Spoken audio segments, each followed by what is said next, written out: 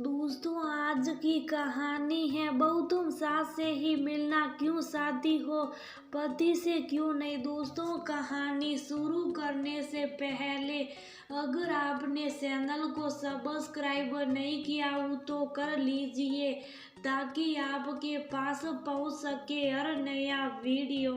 मुझे समझ में नहीं आता, पहले ये शादी के लिए मना कर रही थी, अब मान गई है तो कम से कम उस लड़के को जान तो ले कि आखिर वह करता क्या है। शादी से पहले एक बार लड़के से मिल लो, अपनी पसंद नापसंद फिर हमें बता दो। अब चुपचाप क्यों बैठी हो, आखिर तुम शादी क्या हो।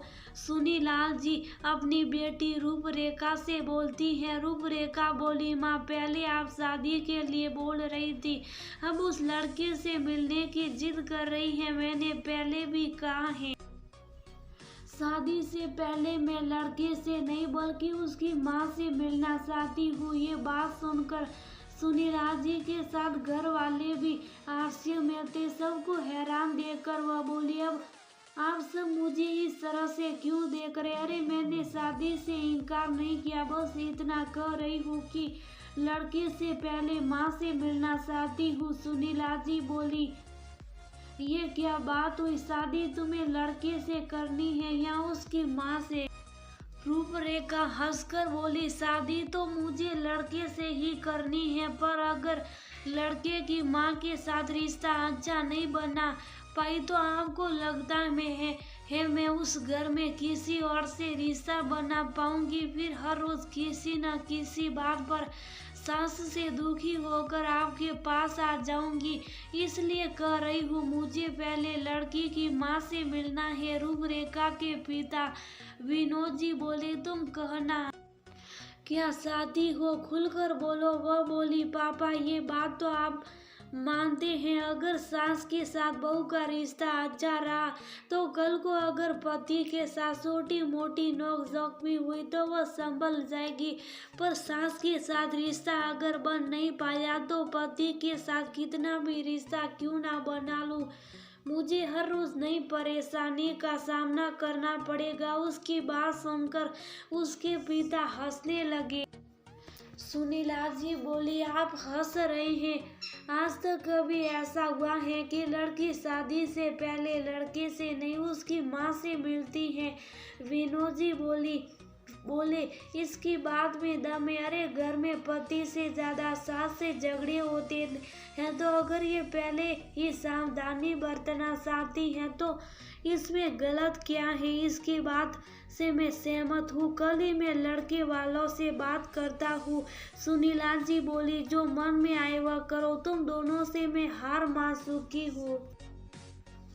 अगले दिन विनोद बाबू प्रकाश होने वाला दूल्हा के घर पर फोन किए और अपनी बेटी के मन की बात उसके पिता कौशल जी से बताई। कौशल जी हंसकर बोले, आपकी बेटी ने सही मुद्दा उठाया, शुरुआत में ही हर परेशानी को जड़ से खत्म करने की जो उसकी सोच है मैं उसकी प्रशंसा करता हूँ। वही प्रकाश की माँ भाभी कौशल जी से बोली, ये क्या बात हुई, लड़की लड़के से मिलती है या उसकी माँ से, मुझे इस लड़की के लक्षण ठीक नहीं लग रहे। कौशल जी बोले, तुम जो कह रही हो इसी वजह से वो तुमसे मिलना चाहती है। प्रतिभा बोली, आपके कहने का क्या मतलब है। वो बोले, तुम्हारी पसंद नापसंद को बहू पहले जानना चाहती है, होने वाले पति से ज्यादा वो तुम्हें महत्व दे रही है, तुम्हें तो खुश होना चाहिए, सारी परेशानी पहले ही खत्म हो जाएगी, क्योंकि पति तो दिन भर काम पर रहेगा, साथ में तो सास रहती है। अरे पहले माँ बाप को जान ले, फिर बेटे को तो खुद ब खुद जान जाएगी, मिलने में क्या हर्ज है। तभी प्रकाश आया और हंस कर बोला, माँ जब मैंने सुना कि वह मुझसे पहले आपसे मिलना चाहती हैं तो मुझे भी उसके बारे में जानने की उत्सुकता बढ़ रही है। सही तो है, हर घर में सास बहू के झगड़े के कारण रिश्तों में दूरियां बढ़ जाती हैं। अगर वह कोशिश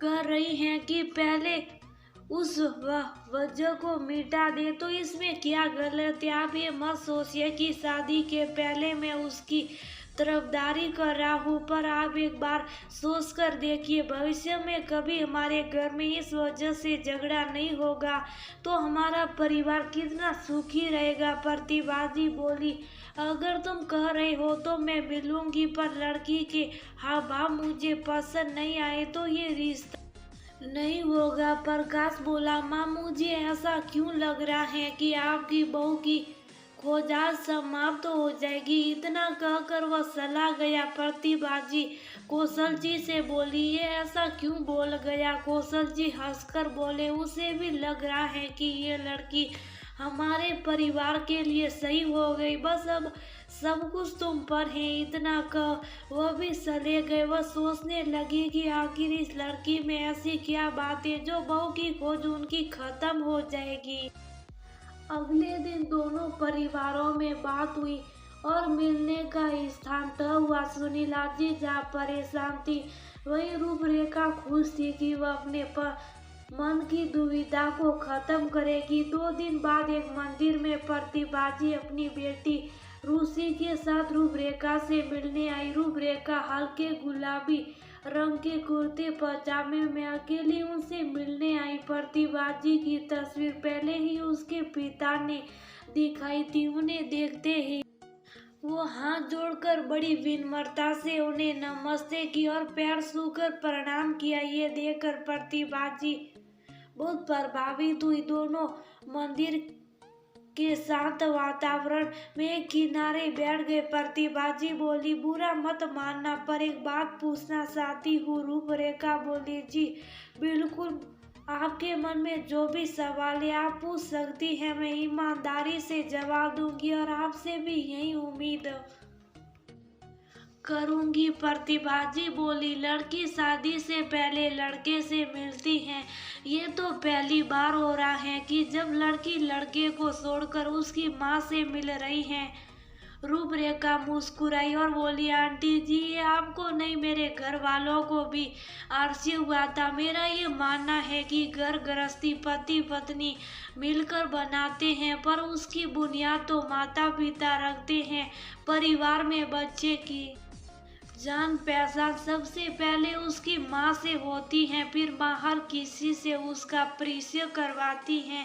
तो जब आपके घर में आपसे ही मेरा परिचय नहीं होगा तो मैं अपनी गृहस्थी की शुरुआत कैसे कर पाऊंगी। प्रतिभा भी रूपरेखा की बातों को बड़े ध्यान से सुन रही थी और बहुत प्रभावित हो रही थी। वह बोली, अगर मान लो तुम्हारा स्वभाव मुझे पसंद नहीं आया तो। रूपरेखा बोली, मेरे स्वभाव की पहली झलक आपसे मिलने की मेरी इच्छा थी, जिसे आपने स्वीकार किया, तभी आप यहाँ हैं। और थोड़ा बहुत तो माँ बेटी में भी होता है। अगर सास और बहू का संगम नहीं होगा तो सब कुछ होते हुए भी घर में अशांति रहेगी, जो मैं अपने जीवन में नहीं चाहती। प्रतिभाजी बोली, तुम्हें अपनी होने वाली सास से क्या अपेक्षाएं हैं। रूपरेखा मुस्कुराकर बोली, आप माँ हैं, मैं पहले आपकी अपेक्षाओं को जानना चाहती हूँ। वह बोली, ज्यादा कुछ नहीं, सुशील और समझदार बहू चाहिए। रूपरेखा मुस्कुराकर बोली, मुझे सास नहीं एक दूसरी माँ चाहिए। अगर माँ होगी तो मेरी गलतियों को पहले मुझे सुधारने का मौका देगी, फिर समझाएगी, और जब मैं कुछ अच्छा करूँगी तो वह मुझे गले लगाकर मेरा हौसला बढ़ाएगी। इससे ज़्यादा और कुछ नहीं चाहिए। रूपरेखा के जवाब से प्रतिभाजी बहुत प्रभावित हुई। वहीं उनकी बेटी रूसी बोली, माँ मुझे भाभी बहुत पसंद है। शशि तो बोल रही हैं, अगर आप जैसा मेरे साथ व्यवहार करती हैं इनके साथ भी रखेगी, और ये जैसा अपनी माँ के साथ रखती हैं वैसा ही आपके साथ व्यवहार करेगी तो सारी परेशानी खत्म हो जाएगी। प्रतिभाजी मुस्कुराकर रूपरेखा को आशीर्वाद दी और बोली, बहुत देर हो गई है, अब तुम घर जब और रूपरेखा भी उनसे संतुष्ट होकर बड़ी विनम्रता से उनसे विदा लिया। जब रूपरेखा घर आई, सुनीला जी दरवाजे पर खड़ी उसका इंतजार कर रही थी। आते ही सवालों के बौछार हुए। रूपरेखा मुस्कुराई, बोली, मुझे जो कहना था मैंने उनसे कह दिया, अब उनका क्या जवाब है वो जाने। इतना कहकर वह अपने कमरे में चली गई। सुनीला जी विनोद बाबू से बोली, ये लड़की जरूर कुछ करके आई है, अगर से शादी नहीं करती हैं तो साफ साफ मना कर दे, ये सब करने की क्या जरूरत है। विनोद बाबू बोले, थोड़े ठहर जाओ, उसे सांस तो लेने दो। तभी लड़के वालों का फोन आया। कौशल जी बहुत खुश थे। होने का जैसे आपकी बेटी की सोच है, अगर आजकल की लड़कियों की सोच हो जाए तो कभी भी घर के झगड़े कोर्ट तक नहीं जाएंगे, हमें ये रिश्ता मंजूर है। उनकी बात सुनकर सुनीला जी बहुत खुश हुई। जब ऋषि ने प्रकाश को रूपरेखा और अपनी माँ की सारी चर्चा सुनाई तो प्रकाश बहुत प्रभावित हुआ और माँ से बोला, माँ क्या आपकी बहू की खोज खत्म हुई। वह बोली, कुछ तो बात है उस लड़की में, सच में अगर ऐसी सोच हर लड़की और लड़के की माँ की हो जाए तो घर का मामला कभी कोर्ट कचहरी तक ना जाए। दोनों घरों में खुशियों का बसेरा हुआ और शादी की तारीख तय हुई। प्रतिभा जी ने लड़के और लड़की को भी मिलवाने का एक समय तय किया। दोनों आपस में अपनी बातों को साझा किए ताकि आगे चलकर किसी बात पर वाद विवाद ना हो। दोनों में बातचीत होती रहती थी। फिर समय के अनुसार दोनों का विवाह सफल हुआ। सास बहू दोनों अपनी बातों पर कायम रहे। जब छोटी मोटी बातें होती थी तो अपनी पुरानी शर्तों को एक दूसरे को याद दिलाती थी और बैठकर उन्हें सुलझाती थी। दोस्तों, एक बार सोचकर देखिए, हर घर में ज्यादातर सास बहू के झगड़े के कारण ही वाद विवाद बढ़ता है, फिर वह कोर्ट कचहरी तक चला जाता है। देखा गया है कि किसी तीसरे की बातों में आकर या फिर किसी तीसरे के कारण पति पत्नी का रिश्ता इतना उलझता है, तो क्यों ना हम उस विवाद के जड़ को ही मिटा दें। विवाह के पहले लड़के से पहले उसके परिवार वालों को जानना एक लड़की का अधिकार हो